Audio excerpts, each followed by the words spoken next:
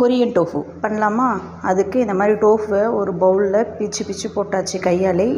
ஒரு spoon soya sauce, தேவையான அளவு உப்பு, கார்ன்ஃப்ளவர் ஒரு ஸ்பூன் போட்டு, பெப்பர் ஒரு ஸ்பூன் போட்டு நல்லா மூடியை போட்டு இந்த மாதிரி மிக்ஸ் பண்ணிட்டான். கையால் மிக்ஸ் பண்ணால் உடஞ்சிருமா. ஸோ இந்த மாதிரி மிக்ஸ் பண்ணிட்டான். செய்கிறது என் பையன் தான்.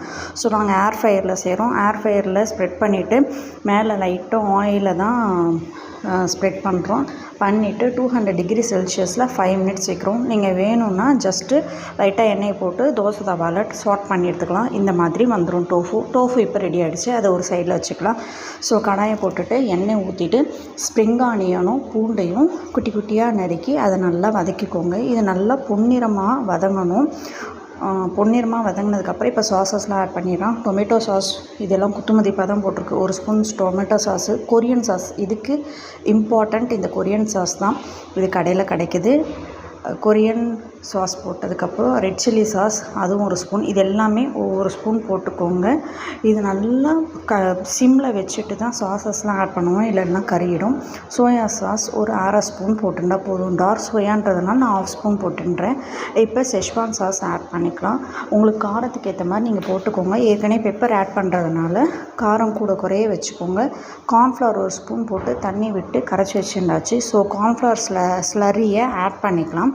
இது எதுக்குன்னா நல்லா க்ரீமி டெக்ஸ்சராக வர்றதுக்காக தான் இந்த கார்ன்ஃப்ளவர் ஸ்லரி நம்ம ஆட் பண்ணுறோம். ஸோ இதை போட்டு ஒரு கலந்துக்கலாம். நான் இப்போ அஜினோமோட்டோ ஒரு 1/4 டீஸ்பூன் ஆட் பண்ணிக்கேன். நீங்கள் வேணான்னா ஸ்கிப் பண்ணிக்கோங்க. பெப்பர் ஒரு 1/2 ஸ்பூன் பெப்பர் பவுடர் போட்டுண்டாச்சு.